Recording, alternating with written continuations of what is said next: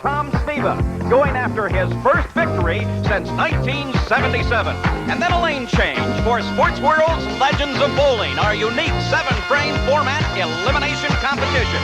Today's competitors, Eddie Ressler Jr., Elvira Tepfer, and Don Carter in blue versus Earl Anthony, Donna Adamek, and Ed Lubansky in yellow. And then a Sports World special, the first ever IFBB-sanctioned mixed pairs bodybuilding competition, a dual-gender celebration of the limitless possibilities of the body human. For Sports World, a premier glimpse at a fledgling endeavor guaranteed to raise serious questions concerning cultural conventions and conventional sport. All today on Sports World.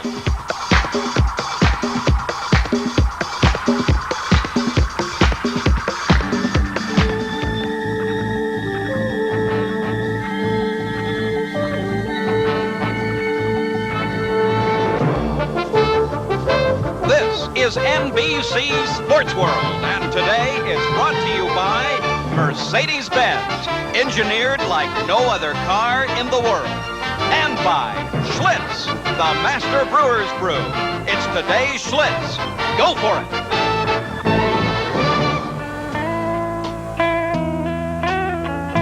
Sports World is in the Valley of the Sun just outside of Phoenix, Arizona, where the temperatures are in the upper 80s. And we're not here for horses, we're here for horsepower at Phoenix International Raceway. I'm Paul Page, and this track here at Phoenix, Arizona is 1 mile around, very flat, and because of that, it makes for very exciting championship racing. Speaking of exciting racing, back at the Indianapolis 500 in May, we saw Johnny Rutherford pull into victory lane with a hitchhiker on the side of his car in the person of young Tim Richmond. And then on Sports World at Michigan International Speedway, we saw Tim Richmond once again, this time as he was cutting his race car in half, bouncing off the barriers, and then he walked away. But in part, as a result of that accident, your misfortune has been our fortune, and you're here with us on Sports World today, Tim Richmond. Well, Paul, it's glad to be here. We did have a problem in Michigan. We did cut the car in half. The car owners decided, along with myself, to jump out of the car and sit out the rest of the season as far as champ cars are concerned. And then we went down south and ran a few NASCAR races, and next year we'll be back with Indy cars full-time and hopefully giving Johnny Rutherford a ride in victory lane.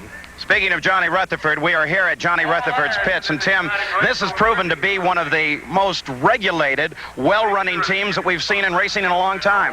Well, if a new team was going to be coming into champ car racing and they were going to imitate somebody, this is the team to imitate. These people are so professional. Johnny as a driver, Jim Hall as the car owner, and the whole crew is just a performance that is unmatched by any other team in the sport right now. And who knows? They're going to be up somewhere towards the front. Johnny is just a few feet over here. We'll go over and see what he thinks of this race here at Phoenix, Arizona. Johnny, you're not on the pole. What's wrong, Ace? Well, we had a problem yesterday, Paul. We had a turbocharger seal go bad, and it put oil in the engine, and it started detonating during practice. And then we changed it and thought we had it solved. In qualifying, the engine went away, and I was very fortunate, I think, to even finish qualifying. Wound up with second quick time outside in the front row, so that's where we've got to go from today. The guy alongside of you, Mario Andretti, what happens in the first laps between the two of you? Well, that depends on Mario, and of course I'm here to win this race, and you don't win the race in the first few laps. You've got to be around at the end. So if Mario puts a charge on and wants to lead the thing and go out front, then I probably will let him. But if I get a break on the start, get the jump, get the chance, I'm going to take the lead, I hope, and keep it the rest of the day. Let's see if you can't win it. At this moment, Gary Gerald is just down the pits, and he is with Mario Andretti, the pole sitter.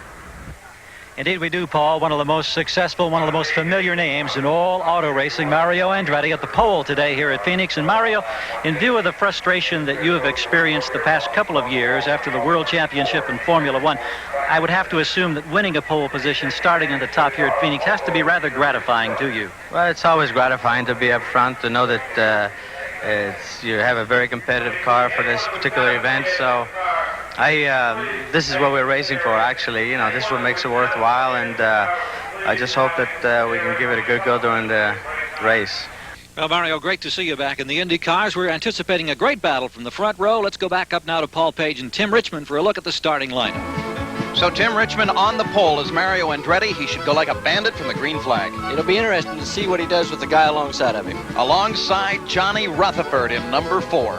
Paul, without a doubt, the man in the team to beat in 1980. On the inside of the second row is Pancho Carter in number 10. Pancho's a very consistent and very smart driver. Al Unser is alongside Pancho in car number 5, a new machine. Al is a 3-time Indy winner, but like you said, he has the new car blues this year. The inside of the third row in car number 1 is Rick Mears. Rick won the last Champ Car race in Mexico, and he'll be going for number 2 here in Phoenix. Starting beside Rick in number 9 is Tom Sneva. Tom, a very aggressive driver, but one who hasn't won in 3 years. Back on the inside of the fourth row, Gordon Johncock in number 20. Gordon is always a tough competitor here at Phoenix and a 5-time winner on this track. Alongside Gordy, Bill Vukovich in number 2. Billy, a second-generation driver, and had the fastest 4-cylinder qualifying time. The inside of the fifth row in car number 40, Tom Bagley. Tom Bagley, one of the first mini-Indy graduates to the IndyCar ranks. Bill Alsop in number 41 is on the outside of the fifth row. Bill Alsop, last year's Kart Rookie of the Year. So those are the first 5 rows, and here is the rest of the field at Phoenix International Raceway. And Sports World will be right back.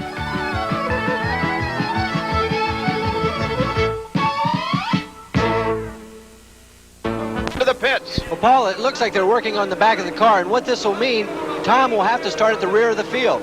Here is the front of the field, the front row. Mario Andretti and Johnny Rutherford coming off the fourth turn, waiting for the green flag. Mario shifts gears, and they're off. The green flag is out at Phoenix International Raceway as Johnny Rutherford leads them down into the first turn. A safe and smooth start for this championship field, but Rutherford trailing some smoke. It seemed like Johnny got a little high there, and it might have been some dust on the racetrack. So we may have problems in 2 cars. Tom Sneva, who is now in the back of the field, and will have to work his way up through traffic, and we'll have to watch Johnny Rutherford's car. Trailed a little bit of vapor of some sort, but everything running smoothly now as Rutherford leads lap number 1. Mario Andretti is beginning to chase him.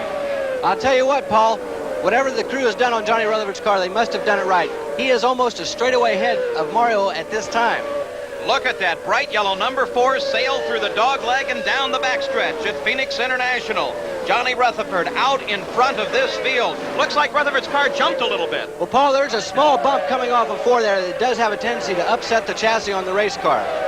Well, if it upset the chassis, it did not upset Johnny Rutherford. He is out in front going through the second turn, being chased about a half a straightaway back by Mario Andretti.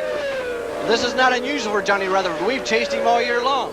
So Johnny Rutherford out in front, Mario Andretti is second, Al Unser is in third, and a smooth ride for Rutherford, though this man, car number 9, Tom Sneva, has his work cut out for him. He had to start in the back because of a problem. Let's go down to his pits and find out what that problem was. Judd, what happened? We saw Tom come in before the start, and then when he got back out, it looked like he was having problems. What kind of problems you up against? Well, the rear, the universal joint on the shifting linkage broke just as he pulled, or tried to pull away from the pits. So now all we have is high gear. And so naturally, it's very hard to pull out of the pit stops with high gear only. So we're hoping maybe we can go with 1 pit stop and hoping to slip the clutch enough on the pit stop to get away or whatever. In other words, it's going to be a long afternoon. You're going to have a lot of work now. It started out pretty bad. Maybe it'll work out better. All right, that's the word from Judd Phillips in the Tom Sneva pit. So what Judd Phillips is saying is that Tom Sneva has a serious problem. Johnny Rutherford leading at the moment, but talking about Tom Sneva, Tim Richmond, the car is stuck in 4th gear and only 4th gear. Well, Paul, what this means is if they have any yellows, when the green comes back out, the guys that have 1st, 2nd, and 3rd gear will be able to pick up the RPMs quicker, get the turbocharger brought in, and be able to take off. Tom Sneva only having 4th gear will take a lot longer to build up RPMs to get the horsepower out of the engine. So if he's smart, Tom Sneva will have to take a run on the field. But Johnny Rutherford running smoothly now in number 1. Mario Andretti in second.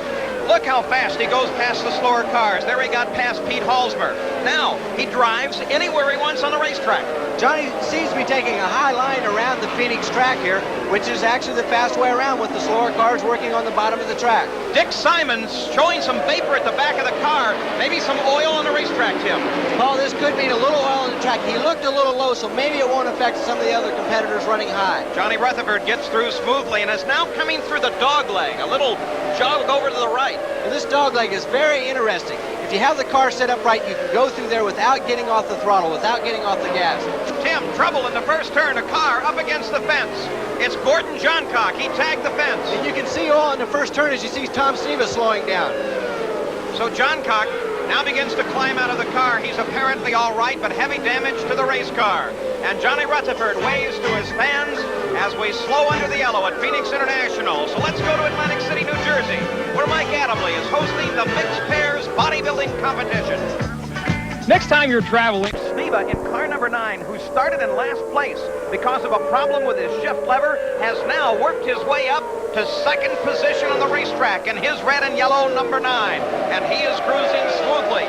Johnny Rutherford has dropped back to 4th place. His wife Betty is watching as she keeps his time and scoring in the pits. So Johnny Rutherford in 4th.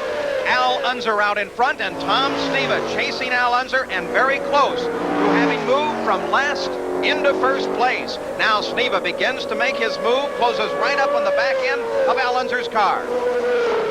And Paul, they're closing on slower traffic, and I don't like the looks of this. It's getting awful crowded on this front straightaway. Al Unser goes low, Sneva high, side by side across the line. Sneva darts to the outside. Can he hold on to it? Oh, trouble! Al Unser up into the side of another car, and then Billy Englehart drives into the back. 3 cars involved. On the left is Tom Bagley, car 40. Al Unser up against the fence. Billy Englehart against the fence. You were right, Tim Richmond. Very, very crowded. Well, Paul, I've raced on this track, and what we had here was Tom Sneva and Al Unser racing for the lead, coming up on considerably slower traffic, and on this smaller track, 4 abreast going into the first turn. Nothing else but this could have happened. So we have 3 cars spinning into the fence, 3 drivers climbing out of their machines now, Unser, Englehart, and Bagley. Let's look at it once again. Sneva is high, Al Unser is low. They are side by side across the line. Sneva darts in front of Englehart. Englehart hits his brakes. You can see Unser here low, gets trapped behind the slower car, has to dart out around him. They touch wheels right here, and that results in a 3-car crash. And Tom Sneva hangs on to it, though he fishtails just a bit, and Tom Sneva goes into 1st place, but the yellow flag is out at Phoenix International Raceway. Here's Al Unser's car being pushed off the racetrack. Gary Gerald is down at the crash scene now. Al, can we turn you around? I don't even want to talk. Nothing? Well, the disappointment is keen. Al Unser is so disappointed at this point. He was leading the race. He's hobbling back toward the infield. The injury not from one that he suffered in the accident, but one that he suffered in a freak mishap going over the wall earlier today. But as you can see, he simply will not talk about what happened down here in turns 1 and 2. The disappointment is that extreme and that pointed right now for Al Unser. So some strong words from Al Unser, but other men are disappointed too. One is Billy Englehart, the other is... I've got Tom Bagley down here now. Go ahead, Gary Gerald. Well, Al Unser didn't want to talk about what happened. Here's Tom Bagley. Maybe he will. Tom, can you give us any indication of what the problem was?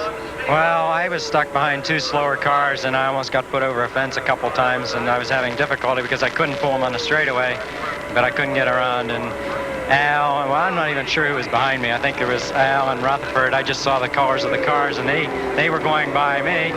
And it seemed like there were a lot of cars in one spot, too many, but it looked as if everything was all okay, and all of a sudden something hit me, and I just slid up into the fence. Did Al have anything to say to you after you both got out of your cars? No, he was complaining that someone stopped, and I'm not sure who he's referring to, but I was... Well, yeah, I shouldn't have been stuck behind the 2 cars that I was stuck behind. I must have been behind him 5 or 6 laps, and I just had no way of getting around him. All right, Tom Bagley, Al Unser, both out of the competition. It's been a long day for several already here at PIR. So we're under yellow at Phoenix International Raceway. The pace car is out. The field lines up in signal file, anticipating a restart. And Sports World will be back right after this.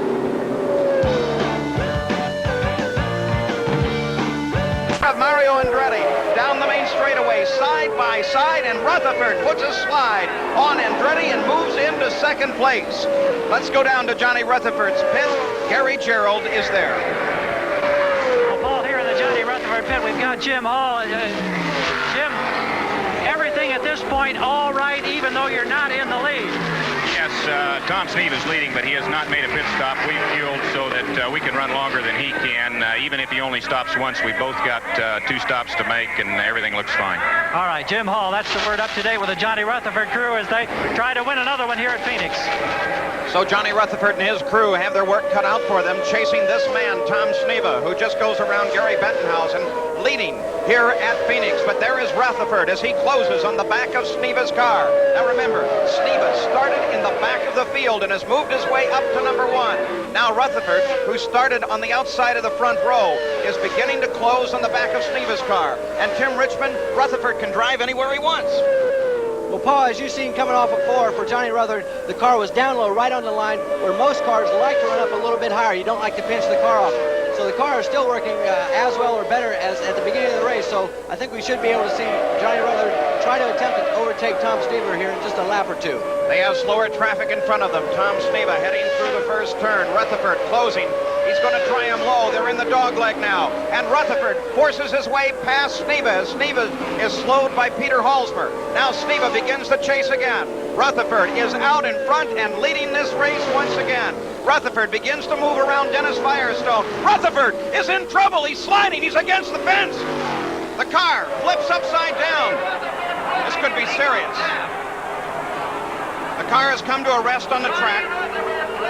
Crews are now running toward the car. Rutherford, no movement underneath the car.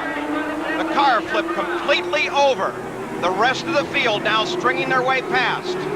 Now some of the pit crews have come out to try and help. There's a small alcohol fire. You can't see the flames. They'll have to get that car right side up to give Rutherford help. Still no movement under the car. There is another driver, Larry Cannon. He's going to try to get everyone to try and turn the car over. Steve Roby, Rutherford's crew chief, has just run onto the scene. Jim Ellis, another Rutherford team member, is there. The car is now right side up. The car completely flipping over and slamming down on its top. No sign of movement. Now Steve Edwards, the safety director, is on the scene. He is signaling to the rest of his crew that he needs extrication equipment. The race physician, Steve Alvey, has just arrived. So within seconds, the emergency crews are there, and they're doing their job, but Rutherford could be seriously injured. Fire chemicals making a cloud, making it impossible to see. This accident of this type has not happened in championship racing for some time. It is very rare to see a championship car upside down. They're working with Rutherford. The doctor is working over him.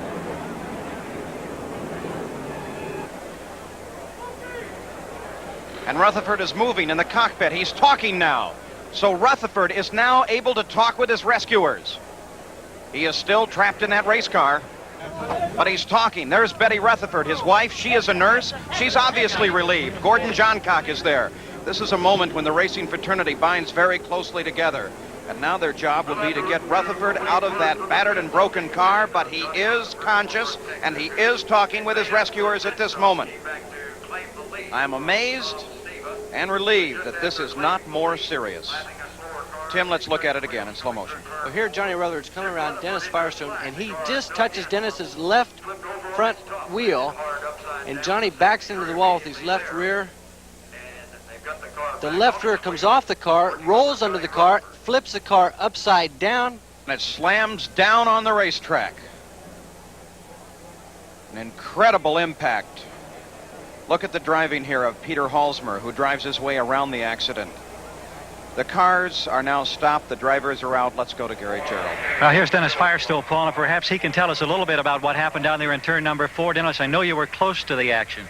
Yeah, I was right in the middle of it, unfortunately. I hope he's all right. I was just exiting turn 4, minding my own business, you know, trying to do my own thing, and I felt a big thud on my rear tire, and the next thing I see is a yellow machine doing somersaults over my head, and of course spun me out in the inside, and I spun down the straightaway. It's just, I hope he's all right. That's all I can say. All right, Dennis, thank you very much. Thank you. Well, Dennis Firestone was right there and involved. Let's look at it again and see what he says and see what the replay shows. Rutherford goes around on the outside, is alongside, now going past Firestone. And it looks to me that Firestone's right front tire is hit, and then Rutherford starts the slide as Firestone was sliding up on the race course. Well, now they've loaded Johnny Rutherford into the ambulance. Let's go back down to Gary Gerald. All right, Paul, here's Pete Halsmer now, who also very close to this incident in turn number 4. Pete, tell us from your vantage point what you were able to see and how you reacted. Well, naturally I was pretty busy taking care of myself too, but it looked like John was trying to go around the outside of Dennis coming out of the fourth turn there. And it was tough for me. I couldn't tell how far up Johnny was, but it looked like they touched wheels. It looked like John looked like he was really going to have a hard time making it. I'm not sure if Dennis saw him or not. It looked like there was some question there. I'm sure Johnny wasn't real sure that Dennis saw him and was going to leave him room to the wall. And they touched wheels, and that's when the stuff started. And What was your reaction at this point when you saw that happening in front of you? Well, I knew I had to get slowed down because they were bouncing all over the track, and I really had to really concentrate. I kept slowing as hard as I could and kept looking for a hole to get through, and looking for a hole, and it never developed. And I thought I was going to have to just come dead. And finally, I saw a spot that I could get through without running over too much stuff. But well, I ran over a little piece of something, but apparently it didn't hurt anything. So. I appreciate your comments. I'm glad to see the guys are all right. Thank you. You're welcome. There's Rutherford's race car, and the roll bar snapped off. They were trying to pick the car up by the roll bar, and it snapped off. They're now loading the ambulance helicopter, and I'll have to say I have spent a lot of joyous time with Johnny Rutherford, and I was scared. Without a doubt, Paul. Johnny Rutherford is one of the finest men in the sport. At Indianapolis this year, the first time for myself to go to the Speedway, he was one of the men that helped me the most of anybody at the Speedway. We'll have a report on John's condition as soon as we get definitive word. We'll be back. Instant photography by Kodak, and the gift. Surprise, Grandma! I brought you a treat. The official report on Johnny Rutherford. He has a slight concussion. He has burns to his forehead, a cut over his right eye, and a lacerated finger. He is a very, very lucky man. While the red flag was out, Tom Sneva's crew was able to effect some repairs to his damaged shift lever. Sports World will be back. 42! Oh, what a call! We're back at the Phoenix 150 where the yellow flag is out once again. The four-cylinder engine of Bill Vukovich has given up on the racetrack. The yellow out because they'll have to tow Vukovich in. And now, under the yellow, the leader, Tom Sneva, comes in for a pit stop. We expect most of the cars to come in and make stops under this yellow. Sneva's crew goes to work on the machine. No tires being changed. They refuel. And Paul, here's Rick Mears now, the #1 car, defending national champion in. Of course, he's trying to make it 2 in a row after winning at Mexico City 2 weeks ago. We've got a problem possibly on the right. Yes, trouble, Paul, for Mears. The tire bounces off of the right rear of the car, and Mears skids to a stop in the pits. Now, that shouldn't cause too much damage to the car, but it certainly is going to cause a lot of damage to his time in the race. Tom Sneva back on the race course as #1. Penske crew down to try and retrieve Mears' car, and Mario Andretti comes in. Well, with Rick Mears departing the racetrack and with a problem for Mears, here's Mario Andretti right now in car number 12. Mario battling with Tom Sneva for the lead. As you can see, they're going to go for right side rubber on this stop. We're getting down to just past the 100 lap mark, less than 50 to go. The stop appears to be routine, and Mario is away. So as Mario Andretti heads back to the racetrack, Tom Sneva is in first place, and Jerry Carl, because he did not make a pit stop under this yellow, suddenly finds himself in second place driving that stock block Chevrolet. Mario Andretti is in third, Sheldon Kinzer is in fourth, Gary Bentonhausen is in fifth. We'll be back with more of the race, and there will be more of the mixed pairs bodybuilding. But right now, let's go to Sam Nover for the Legends of Bowling, which, because of the length of the red flag on Johnny Rutherford's accident, we join in progress. Oh, I'm really looking forward. Now in the Phoenix 150, it is Tom Sneva leading in his red and yellow #9. But the real story is developing back in second place because Jerry Carl in the red and white number 38 in a machine powered by a standard American Chevrolet stock block engine is doing battle with the former world driving champion Mario Andretti in a highly sophisticated Cosworth power machine. Now, Sneva started this race all the way in the back and has moved up to first place. He's running smoothly on the race course right now. Paul, it's interesting to note that Jerry Carl's engine, the stock block Chevrolet, in terms of cost, is about $18,000. The engine in Mario's car is around $43,000, so there is a big difference. Tim Gary Gerald is in Carl's pit right now. The happiest guy at Phoenix International Raceway right now is crew chief Lou Parks with Jerry Carl. Do you have enough fuel in the stock block that you can go the rest of the way? We think we can. We're going to gamble. We blew an engine last night. We worked all night long. Got the engine in. I haven't slept in 2 days. We're going to gamble. We might lose, but we're going to try it. Have you ever been more excited at a champion? Never in my life. All right, there's the story of the Jerry Carl pit. Paul, back up to you. Well, there's some guys really enjoying their afternoon. This fella's enjoying it too. He's leading right now. Tom Sneva, when he started the race, probably wouldn't have guessed he would be here now. He started in last place with a problem in his shift linkage, but now he's up in front. And of course, the Carl story is so fascinating because he is one of the little guys in racing. He is trying to make it with equipment that really doesn't match up against that of Mario Andretti or Rick Mears. His engine is half the cost of the Cosworth engine, and yet he's out there competing with a former world driving champion. Gary Gerald has now moved down to Tom Sneva's pit. Here's Judd Phillips again in the Sneva pit. Judd, you're keeping awful close tabs on fuel. Can you go the rest of the distance at this point? Oh, yeah, the thing worries us more. Mario Andretti worries us more than fuel right now. No, fuel should go all the way. All right, thank you. Judd Phillips, he keeping a close eye not only on his man Tom Sneva, but also number 12, Mario Andretti.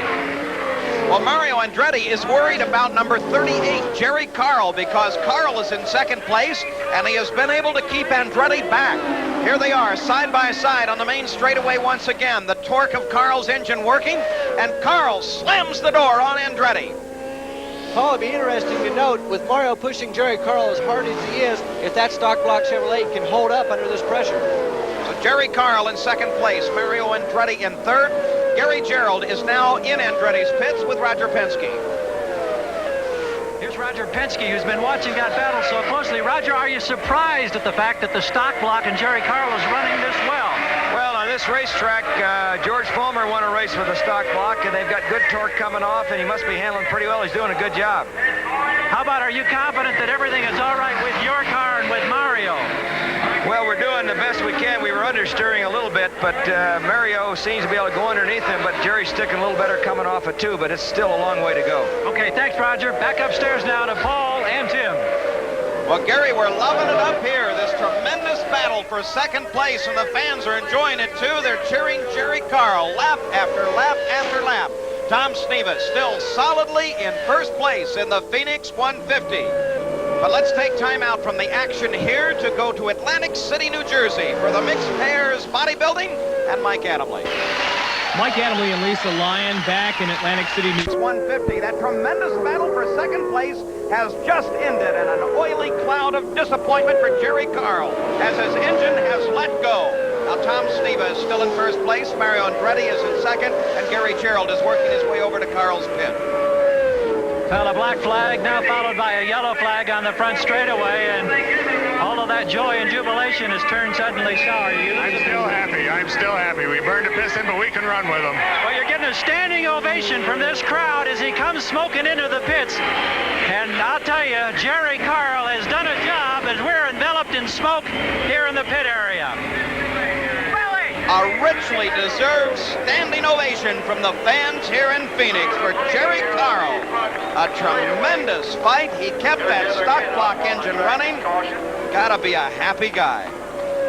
Paul, he really does. It is a big disappointment to have to go out of a race with mechanical failure, but then in another sense, he held off a former world champion in Mario Andretti with a Chevrolet stock block. So I'm sure Carl is very happy. And boy, Tim Richmond, the crowd loves it here. Jerry Carl acknowledges their cheers, pulls off his gloves. Gary Gerald is right there, along with our crew that has worked in the pits all afternoon and done a magnificent job. Jerry's going to take just a second to try to get unzipped and get the helmet off here, but you know that underneath that helmet, once he pops clear, even though there's going to be tremendous disappointment, there's got to be tremendous satisfaction. I still think we're going to see a big smile as we wait for the Pennsylvania driver to come around. Jerry Carl, I don't know if you can hear it, but those people across the way were standing and applauding one of the greatest battles we've seen in IndyCar racing in a long while. Well, I was having a heck of a lot of fun, I'll tell you that, until the motor gave up on me. They talk about the stock block and the wave of the future. Do you think you've proved a point here today, even though you're not in this race to the finish? Well, I hope so. We've been running fairly strong all year, and considering, you know, most of the fellas like Mario, and he was here Sunday and Monday testing, and we came here and ran 15 laps and qualified. So if we could just get a program to go together where we could have the same advantages as those fellas, you know, where we could come in and test and do a little dyno work, I'm sure we could win some races. I think I could have won today if it didn't give up on me. I know you won yourself an awful lot of fans today. Here's Jerry Carl down at Newcastle. Let's go upstairs. Well, not a finish, but still a victory for the small operation in the stock block engine. Tom Sneva leads. So let's go to Atlantic City, New Jersey for the conclusion of the mixed pairs bodybuilding.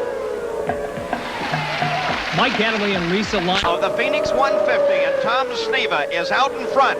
Gary Bettenhausen in number 46 is actually in third position, a lap down, and Rick Mears in car number 1 is in fourth place, also 1 lap down. The white flag, 1 more lap, 1 more mile to go for Tom Sneva. And there is Judd Phillips, who's watched his driver, Tom Sneva, start this race in the back of the pack and work his way all the way to the front with 1 more mile to go. He's coming down for the checkered flag. So Tom Sneva with clear sailing ahead through the third turn, heading for the fourth turn, and then only a short piece of straightaway. His wife Sharon watching. The checkered flag is out. Tom Sneva has won the Phoenix 150. A happy celebration now as Sharon and the rest of the crew begins now to celebrate. Mario Andretti in second place, but his engine let go as he crossed over the line, giving up to the strain of that tremendous battle with Jerry Carl. Andretti in second place. Third place will go to Gary Bettenhausen. Fourth place will go to Sheldon Kinzer, and Rick Mears has finished in fifth place unofficially. Well, you can tell this one's been a long time coming. Here's Tom Sneva. Tom, I think it was 1977, the last time this happened. I know you got to feel good. Oh, we really do. You know, it's been a while, and, you know, I just don't know what to say. It was just a... And here's Sharon in here for a victory kiss. The guys worked hard all year. We've been, you know, didn't have as much money as some of the guys, but I'm real happy for Jerry Connell and the Sugar Ripe team, Judd Phillips, Paul, Gary, all the guys, Charlie. I mean, we started the race with only 1 gear and got some luck and missed all the wrecks. And that was the question. When you started out at the very back, you made the bonsai drive. During the red flag, were you able to correct the situation, we understand? We were. We definitely were, and it definitely helped us out. But I only had first gear. The shifting linkage broke and fell on the ground, and we were able to weld it up at the red flag, and it definitely made a difference. I got a feeling that this party's going to last for a while. Well, I don't know. We're happy for it. We just hope the next one doesn't come so far down the road. All right. Congratulations again, Tom. Thank you. Here's a jubilant winner in Phoenix. Let's go back upstairs. Well, Gary, the results are official now. Tom Sneva is the winner. Second place is Mario Andretti. Third, Gary Bettenhausen. Fourth, Sheldon Kinzer. Rick Mears in fifth. And Tim Richmond, thank you so much for your help today. Well, thank you, Paul. I would have rather been in a race car today, but it's been great working with you and Gary. Our thanks, too, to Gary Gerald, and our congratulations to Tom Sneva, winner of the Phoenix 150.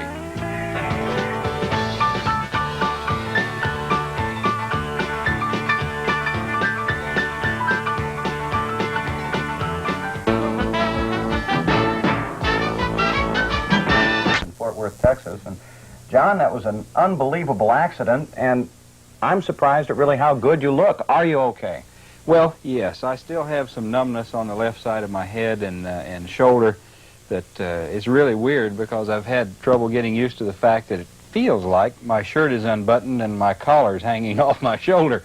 But other than that, things have just, I've been getting my strength back, and I feel a lot better. John, we've watched it probably more times than you want to in replay. Do you have any idea what happened? Paul, I don't. The accident itself, I don't even recall passing Tom Sneva for the lead. So it You don't remember going for the lead? No, you know, and that's pretty tough too. When I don't remember going for the lead, the situation goes. You know, I can remember having Tom all lined up and set up and seeing him and closing, but I don't recall the actual pass or anything leading up to the time of the accident or even shortly after. I remember vaguely one portion in the helicopter when we were waiting to take off to go to the hospital. Remember the helicopter noises and stuff, but I don't remember. Now that you've seen the tape, what do you think happened? Well, it appears that I was passing around the outside of Dennis Firestone, and his right front evidently clipped my left rear, which set me sideways or set the chain reaction in motion. The car spun, hit the fence, did one of the wildest gyrations I've ever seen a Champ car do, in that it came clear around, and then the left rear tire that was broken, a wheel that was broken, turned under the car and launched it. And to look at it, it's plenty scary. The whole thing, in one form, is a tribute to the safety systems in championship racing. But your helmet is really beat up. It's unbelievable what the helmet went through. As you can see, where my head was against the pavement, I think probably this was the first impact point. When the car came down upside down, it must have hit here and scraped and turned my head, and it pushed it back, and it got this dent in the helmet, and the inside of the safety liner, the actual impact absorbing material is broken, and it's split apart in several different pieces inside. It's a styrofoam type material, but I've got the dent here, which is enough to maybe do some people in. The scrapes and marks, it pushed my head down and ground through the rivets that hold the chin strap to the helmet.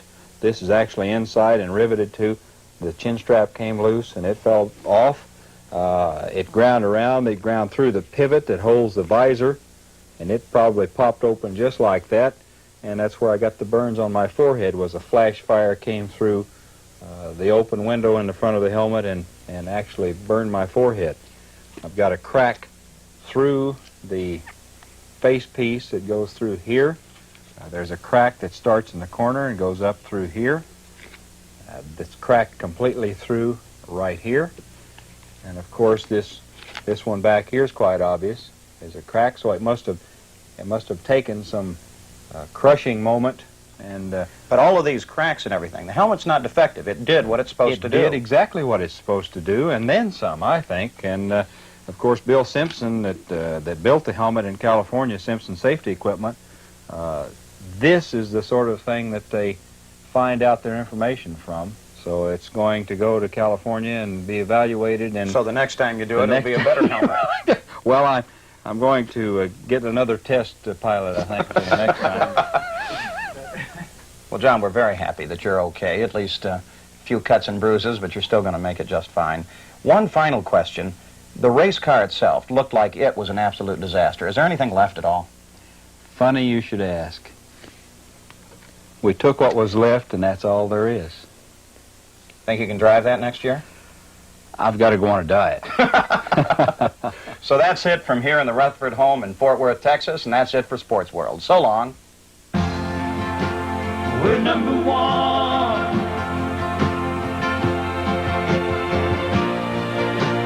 We're number one.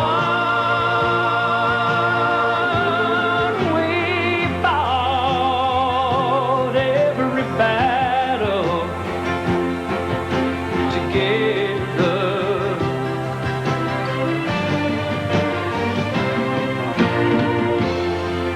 We've done everything